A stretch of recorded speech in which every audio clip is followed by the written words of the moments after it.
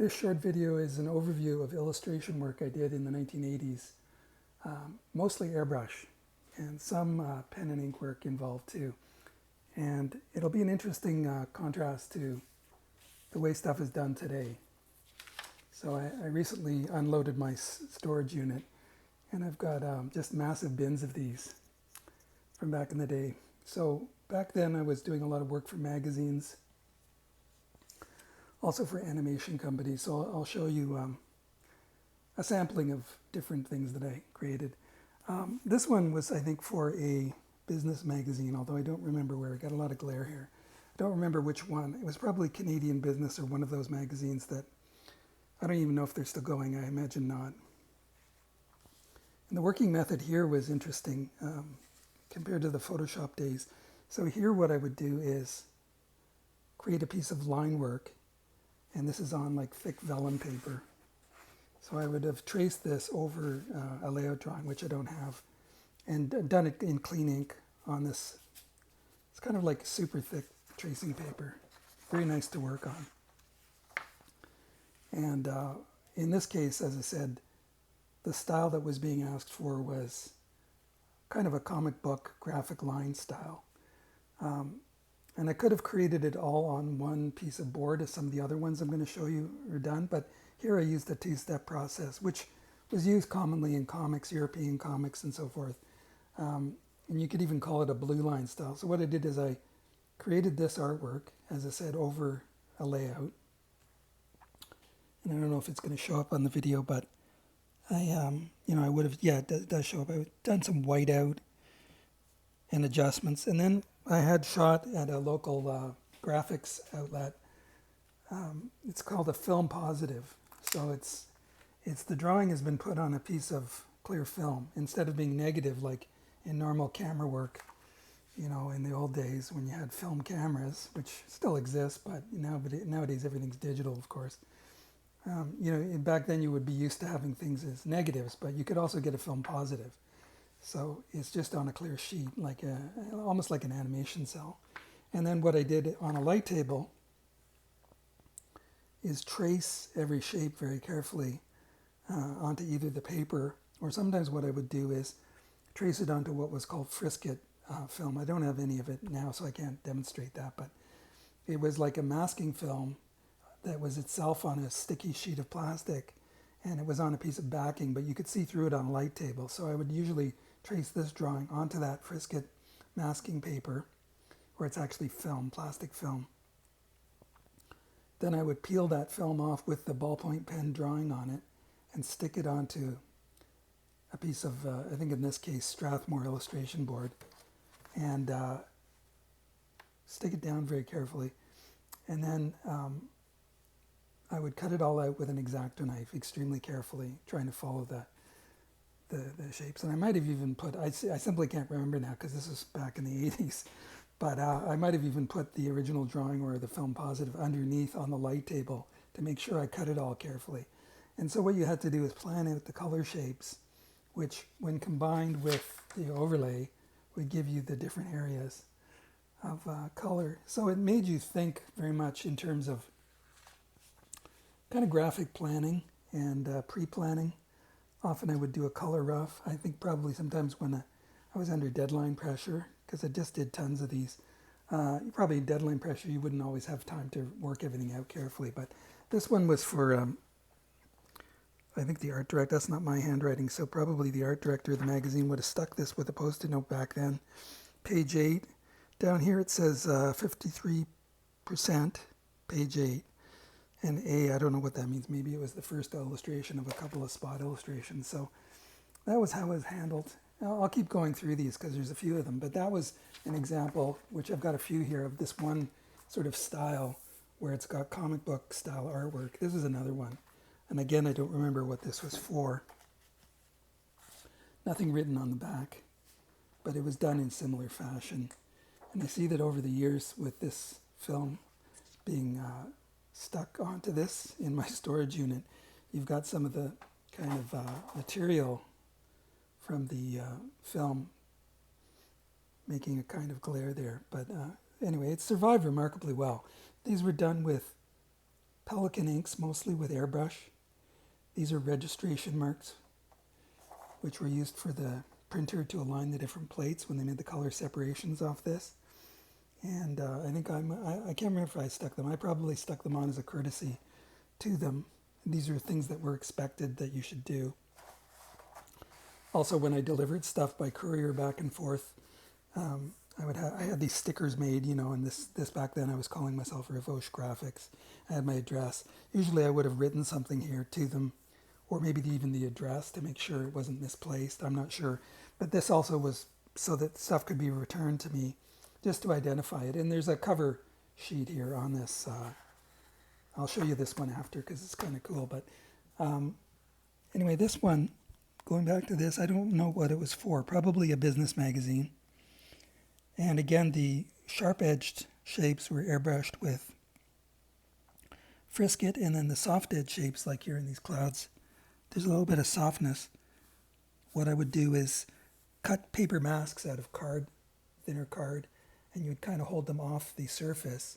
And just the way you can see these shadows going softer and harder around my fingers here, the same principle would apply when you're spraying across this mask. So if you lifted it up a little bit higher, you'd get a much softer edge.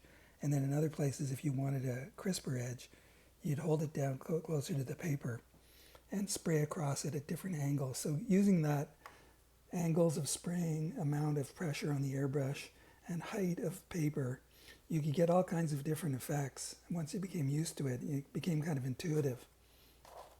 Now, I didn't use a ton of that here, but that was the kind of stuff you would learn for your trade as an airbrush artist back then. Of course, now with Photoshop, you can do things in infinitely more ways and more complex, although the basic art principles are the same. So those are those two. I think this one goes here. I'm going to bring in, this one goes to the same style. And by then I was calling myself Lightfall. This was years later. This is, I think, in the 90s. And incorporated. I guess I got incorporated.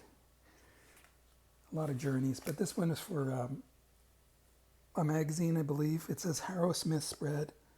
So I don't remember, which might sound surprising, but it's not senility. It's just, it was a while ago, and there are so many of these. You don't even look at them. I've got a skylight in my place, so that's where the glare is coming from, but let's do it this way. So this appears to be a kind of take on, a spoof take on Star Trek, it looks like. And don't remember what it was for exactly. Again, a magazine spread. I had added trim marks here. You see these marks are where the crop, bleed and crop. But because the logo goes outside it, I'm assuming that this was meant in the film stage to be cropped tighter. And then the logo, maybe they were going to have it going onto a spread in the magazine. Again, I don't really remember, but back then, pre-digital, things were done with notes. I put Harrow Smith on this, but then this must be the art director, because again, that's not my writing. Don't know what that means. Maybe they were doing a color treatment of some kind, but they were reducing it to 96%. For their actual printed version in the magazine. So, okay, we've gone through those. And then these go even further back. These are kind of cool. I had been working at Nelvana Animation as a designer, as I've said in my other videos, for Rock'n'Rule, the feature film that Nelvana made. But sometime in there, and I can't recall if this was before or after, I worked for their commercial division, probably afterwards in the mid-80s, early 80s. And they had I'll just show you this. They had an arm called Bare Spots, or Nelvana Animated Commercials, NAC, bringing all this back. And so they were doing TV commercials using animation. And I was hired on some kind of shoe commercial. And I believe this was for them. Doesn't really matter, but that's the best I can remember. But these are like cut out airbrush. You can't really see them, but I stuck them to this black paper. But they're actually cut out pieces of Strathmore airbrushed with these different shoes that I guess they were advertising back then. And I do vividly recall working carefully on these. Like, they had to be cut out very carefully with Frisket. I'm trying to see if the camera focuses here on my good old iPhone. And I had a simple texture effect here on the on these shoes. So I think they must have given me either photos or maybe even the shoes, I don't recall. And I had to do the airbrush renderings that they incorporated as elements in this commercial. This would be the equivalent nowadays of what would be a PNG file, with a transparent background that you would use on the internet or in Photoshop or whatever, in web applications. So they needed me to cut these out because they were going to be putting them over backgrounds. So that was part of the job, is to cut these out extremely carefully. And I did some shadow work here using the principle I said a few minutes ago, where I would cut out masks and then lift them off and airbrush them. And that was kind of intricate to work out. You had to do it in layers and sequences. And remarkably, over the years, the ink hasn't faded very much, I guess, from being hidden from the light. And this is part of the same job. These are bigger ones.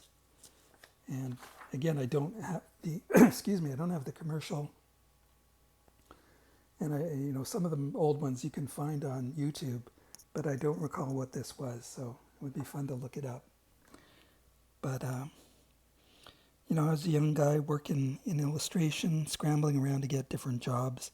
And I guess like anything, if you get known for doing something, you start getting calls, because people want an easy route or pipeline. So I became known a little bit as the airbrush guy who knew about animation and could work with them to produce stuff quickly and exactly, which is part of the game, right? It's the same today.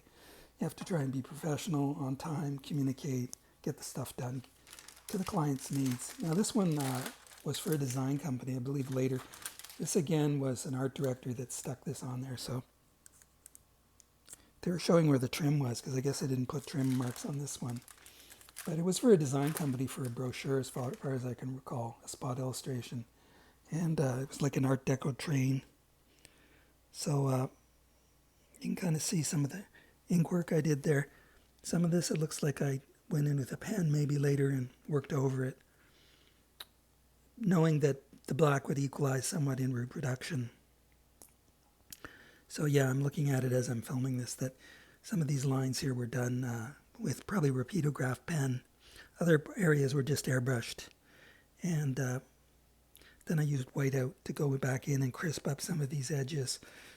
And I'm pretty sure this was for black and white illustration, so the color shifts didn't matter. Like when you sprayed white acrylic paint over the black, you got a kind of bluish tone. But I don't think that mattered in this case, because just like with comic books, when you're putting white over the ink, you get the blue tone. But if it's black and white reproduction or gray tone reproduction, you're not going to see that. It's grayscale. And here's another one that I did for the same company, a design company. Jazz, I guess a saxophone. It says 45%, 150 line screen. So that's the dot screen that was going to be used by the printer. And they had 46 and they changed it to 45, or vice versa. Again, registration marks that I would have put. I've still got a roll of those in my drawer over there. It's like a relic of the past, the dinosaurs of the age, And let's have a look at this a little closer. This is just protective plastic that I put over it at some point. This is all airbrushed with Pelican black ink, I believe, using the same principles. And it's all combinations of the same things, which is draw it carefully. Then you get it on the board. You have to cut it out extremely carefully.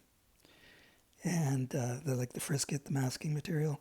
And then for the softer things, you're spraying them with the paper cutouts, like I said, in different masks. I would sometimes even use like those plastic circle templates, like here, when it's got a pre-cut circle in it. I would just block off all the other circles and use the circle template itself as a whole you could spray through to get a shadow like that. It was kind of like anything to get the job done. And a lot of it was planning too. Like you would typically do the background first and then move to the foreground. So I would have done this background with the entire foreground musical instrument blocked off in the background. So I would have worked out all this stuff. These again were, the soft shapes were done with pieces of paper that I cut out, and I believe trying to recall, but I believe I stuck them on with masking tape, each square with a tiny little bit of masking tape so they wouldn't move when I sprayed across them. That was particularly tricky to accomplish with AIRBRUSH. And again, a lot of these things now have been made far simpler technically. Well, at least in one way, they're simpler technically using Photoshop. Although again, with Photoshop, you get all kinds of other complications. So you sort of win in one way and lose in another. But back then with this stuff, doing it physically like this, there were far simpler, far less choices, I guess, to how you could accomplish stuff. Like if you wanted an AIRBRUSH graphic look like this, I guess you could do an oil painting and very tediously do all the gradations and things, but I was known for doing this kind of AIRBRUSH style artwork. And here's the last one I'll show you. This was from somewhat later, and I guess it was for a, again, I don't recall, but I guess a commercial for a tire, Toyota. I mean for cars, Toyota, because it does say Toyota in the center. And this one was really exacting because all of those shapes had to be cut. Anything circular I did with a ruling compass, you know, like one of those compasses, and you had like a little ink delivery system at one end and the point of the compass at the other hand, and you had to rule these circles. I not only actually had to use that with a knife to cut these circles out of the frisket the first time, but then later inside I had to go over it with repeatograph pens or the inking feature of a inking compass. And you know, you had to try and not wobble and just do it in one stroke. And I think probably I even actually spun the piece of paper. Trying to remember all this because it's changed so much. You can see at the center there's a puncture hole where the compass was. I couldn't get rid of that. I've written in Toyota. I don't know if that mattered because this probably got reduced down, but they wanted very clean, exacting work, so that's what I did. And it was enjoyable, but very challenging. You had to concentrate, so you couldn't be scrolling X while you're doing this stuff. Well, there was no X back then, or Facebook, or any of this stuff. So that's a brief overview of, 5 or 6 of these illustrations from back in the day. Yeah, I do really reflect how different it is now. But it's a different world. You know, we only dreamed back then of this future having high-tech tools like I'm showing here. And yeah, a different world. And it was the norm, you know, just like we have norms now. And we really didn't dream it would change. But I remember I shared a studio with some friends, and one of them brought in a computer that they had been given by some company to test. It was one of the really, really early Apple computers. And that was the first faint whiff. It was probably in the late 80s, mid 80s, I don't remember. And that was the first whiff that, you know, this is going to really change up. But it seemed like more of a curiosity back then, frankly. It was really just something to play with, like those Pong games. Whereas it later changed everything, particularly when Photoshop got invented and all that stuff. But it was kind of undreamed of. But as it came around the corner and onto our horizons, yeah, you really got a sense that this is going to be a whole new shift. And I guess it could even go into a commentary about the demands that put on artists, because as we're seeing now with new things like AI coming in, it was again back then a kind of sea change. It really put everyone on what you call the horns of a dilemma, because you had to adapt or fall away from the business because everybody was getting into digital and Photoshop as it emerged. And it took years for the technologies to mature, and they're still doing that. But, you know, as we got the internet for delivery of art, that changed from, you know, delivering art with couriers. Artists faced the prospect of learning things like Photoshop or Adobe Illustrator and all the different programs. And I know some people just weren't comfortable with that, and they just left the business. Other people, and I was in that cohort, you know, I just was like, this is what I do. I love it. I'm making my living out of it. I've dedicated my life to it. And if you want to stay on board that train, you got to cling on. So again, nowadays people are facing with this stuff like AI and even other tools that are emerging. But I think that the core of it is creativity, and if you're into creativity, then that's the real root. That can't be replaced. So that's another whole discussion to go into. So I'll kind of stop there. And as ever, I hope you enjoyed the overview of the airbrush art from the 80s. I've got lots more, so I'll probably unearth some more of it. And there's various styles I used at different times, various types of jobs. There's animation art too that will be the subject of some videos. And I'll just quietly put all this back into its bin to have another rest for a decade or two. All right, thanks for watching. And if you liked the video, the eternal request, please like the video if you liked it. Comment, subscribe, even share it. Helps me keep the channel growing. Thank you for watching.